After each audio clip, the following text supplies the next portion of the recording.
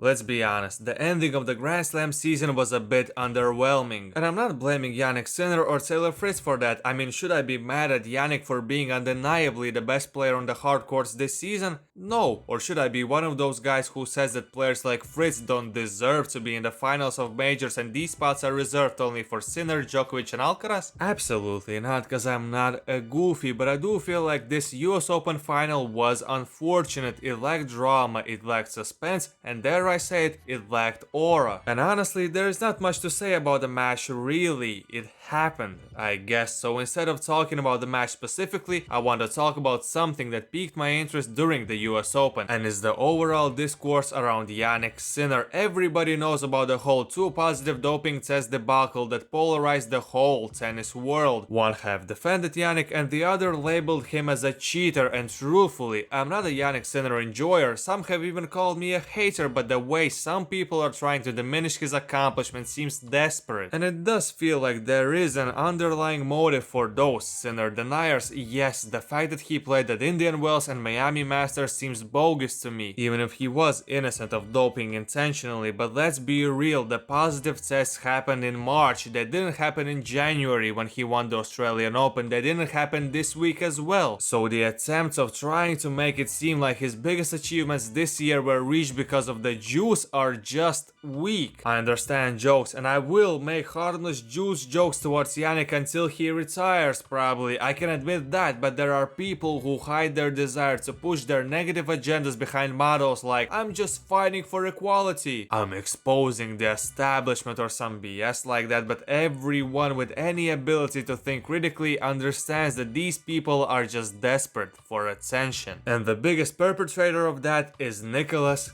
Kyrgios, and what a fall from grace it has been for the guy in the last 2 years. He went from being a genuinely charismatic, polarizing anti-hero that went against the top players with no respect or fear, to a Novak Djokovic dick-riding, conspiracy theory junkie appreciator that talks the talk without walking the walk. He says that he's against the establishment whilst he works for ESPN and is a part of marketing agency that was created by Naomi Osaka. He claims that he doesn't care what people think about him, but then he vanity searches his name on Twitter. He talks about everything but stands for nothing. And in regards of this Jannik Sinner situation, he again is pushing his personal agendas whilst creating this facade that he does what he does for the greater good. But in reality, he's just bitter and desperate for attention and notoriety that he got in his playing days. Bro is pushing 30, and he is still talking about his exes as if he is 20, and he clearly doesn't like Sinner because he is in a relationship with his ex. And it's embarrassing for a grown man to behave like that, but he